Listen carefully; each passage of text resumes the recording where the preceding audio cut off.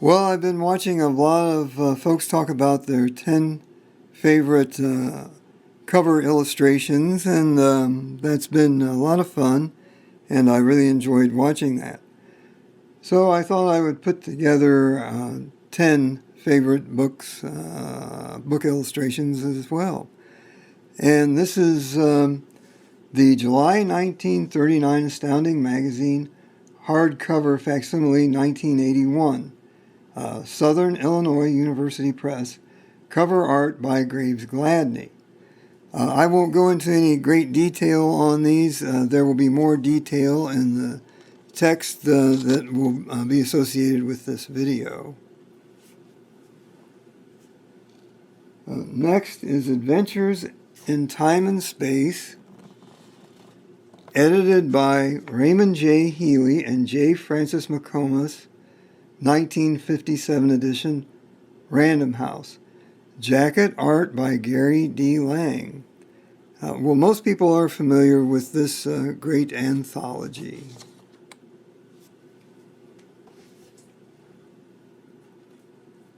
So we're going to go with the Mixed Men, A.E. Van Vogt, 1952, Gnome Press. Great jacket by Ric Binkley, depicting the transporter used to move about the massive starship and into the control room. This is another great kind of groundbreaking science fiction by A.E. Van Vogt.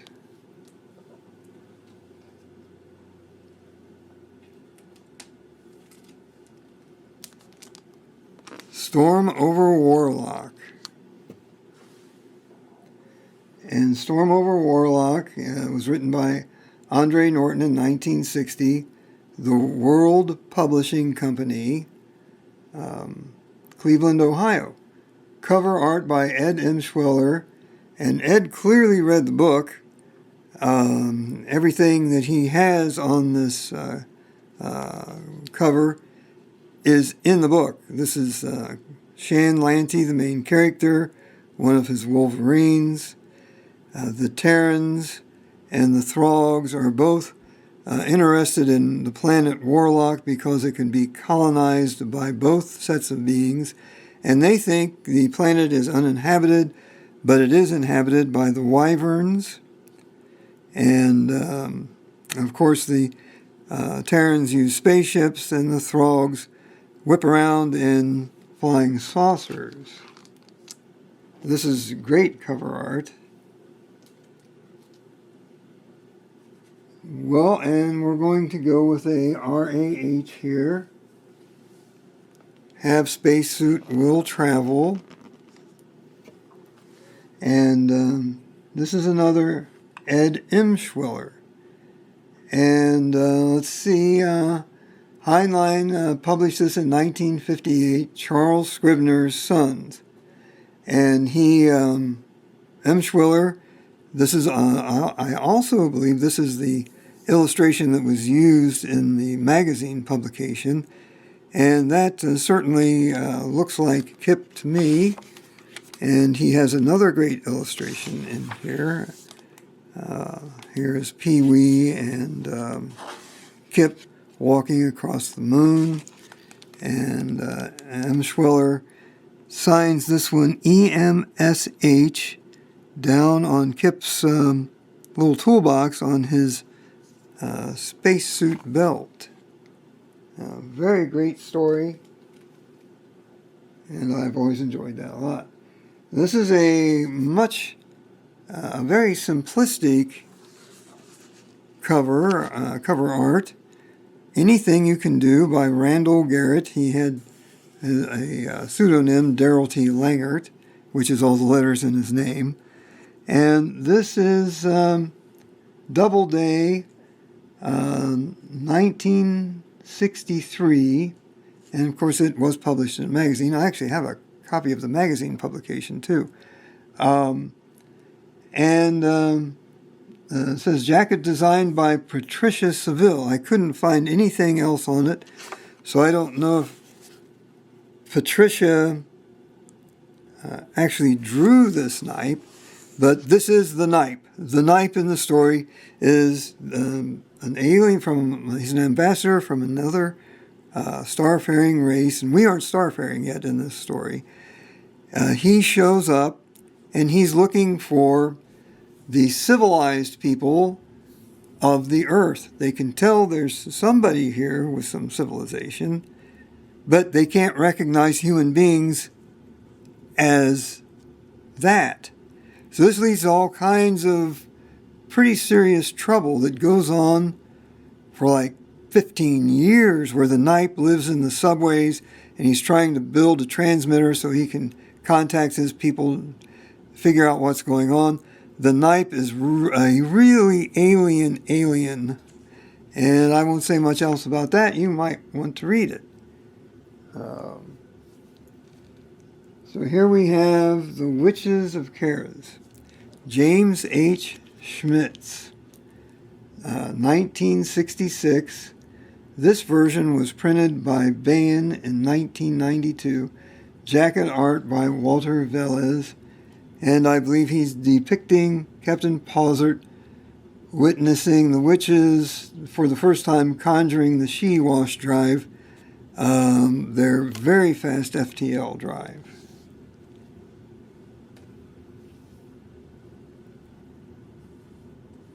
Now here we have Donald Westlake's Anarchaos.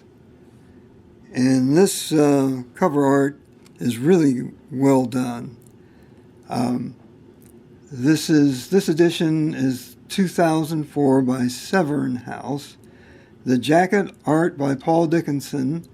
I believe he is showing a battle-ready Rolf Malone showing up on Anarchaos, searching for his brother who has disappeared there. And that's another great novel. We have Footfall by Larry Niven and Jerry Purnell. This was published in 1985, Del Rey/Ballantine. Cover art by Michael Whelan, kind of self-explanatory.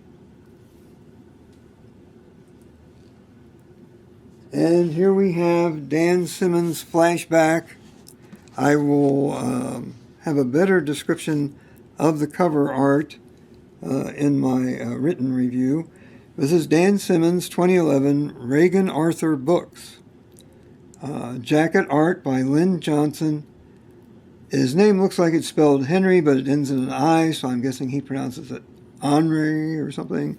Silberman, Joseph Bark, all using Getty images that they combined to make this great cover art for this particular book, which really is germane to this book. Well, I'm going to switch to the paperbacks, and this will be the first science fiction book I ever read. Now, of course, I had been seeing Twilight Zone and Men into Space and all kinds of stuff, science fiction theater and all the movies before I read this book. Now, this is Miss Pickrell Goes to Mars by Ellen McGregor, 1951. This is the 1980 Pocket Books edition. I could not find out who created the cover art for this edition, but the original cover art was by Paul Galdone, as I'm pretty certain. And here it is. This is the cover art that I saw in my older version of this book back in 1963. And great stuff. Very interesting book for an 8-year-old to read. Next is my best science fiction story, 1954. Edited by Leo Margulies and Oscar J. Friend. I'm guessing it Mr. Margulies' pronunciation. Cover by E.M. Godschalk. Now, I am thinking E.M. Gottschalk might be Ed Emshswiller. So, a great cover depicting a far future civilization, and got some great stories in here, too. So then we're going to move on to something probably everybody is aware of. The Planet of the Double Sun. Neil R. Jones. Written originally in 1932. This one is the Ace 1967 edition, and Jones-Larome's influenced a lot of people in SF. The cover art is by Gray Morrow, and Professor Jameson is basically now a cyborg in his Zorome skin. And, it's not sophisticated science fiction, but it is certainly great science fiction. C.S. Lewis, Out of the Silent Planet. Written originally in 1938. This is a 1974 Macmillan. Cover art by Bernard, and I'm going to butcher his name, Simonczyk, or maybe Simon Chick. Great depiction and really great cover art. Here we have The World of Null A. A.E. Van Vogt. Various 1940s copyrights, as he created a lot of this from his short stories. This ace is from 1964. Cover art by Ed Emshswiller. And I think he's just showing the main character, Gilbert Gosane's confusion and dilemmas and his difficulty in figuring out who and what he is. Another Ed Emshswiller, Galactic Derelict, Andre Norton, Ace Edition 1964, and this is a kind of iconic piece of cover art. I have found this in many places where you don't expect it. And a great book and a great series. And there will be a little more detail in my written description. Star Short Novels. Now, this is edited by Frederick Pohl, published in 1954 by Ballantine Books. And now what's being depicted here is Lester Del Rey's short story, For I Am a Jealous People. And I simply could not find the artist. I looked everywhere for it. And in 1968, when I was 14, I was at a friend's house, and he actually had quite a bit of science fiction. And this was another kid in my class, and he gave me this book and said, well, you take it home and read it and see what you think. I thought it was amazing. So I still have it, and that is the actual copy that I've had since I was 14. Anne McCaffrey, The Ship Who Sang. Now, it's not really a novel, but it's very good. I always did like this story, and this is a Del Rey edition from 1977. The cover art is the brothers Hildebrandt, and I think it depicts the story very well. The story's in the book. It would apply to all of them overall.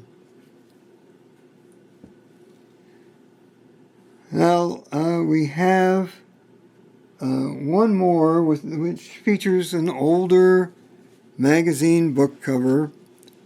And this is Astounding, the John W. Campbell Memorial Anthology by Harry Harrison, 1953, published by Ballantine Books. This fantastic cover art was by Kelly Freas, taken from Astounding magazine, October 1953. And now when I was young, you saw this artwork in many places. Back in the 60s and 70s, people used this artwork or variations of it. They created it and used it in all kinds of stuff. And, I haven't seen it much since the early 80s. Well, let's see, we've got Berserkers: The Beginning by Fred Saberhagen. Now, this was first published in 1967 with a slightly different title, and this is Baen Books, 1998, cover art by David Mattingly. And, it is about war between humans and the Berserker AIs, and they, they're depicting a battle here. So I thought it was pretty good cover art. And I do have one thing that really is great cover art as well. Of course, Starship Troopers by R.A.H. Great cover art there. And ridiculously, I came up with this game in about 1976, Starship Troopers and the Rules of Play, and I've never finished a game. It was huge. There was just so much to cover. I couldn't find anybody who would actually play the game with me. It's not exactly cover art, but it is very similar to the book. And with that, I think I'm worn out. I hope everybody's having a great day, and I enjoyed making this video, and it was a lot of fun.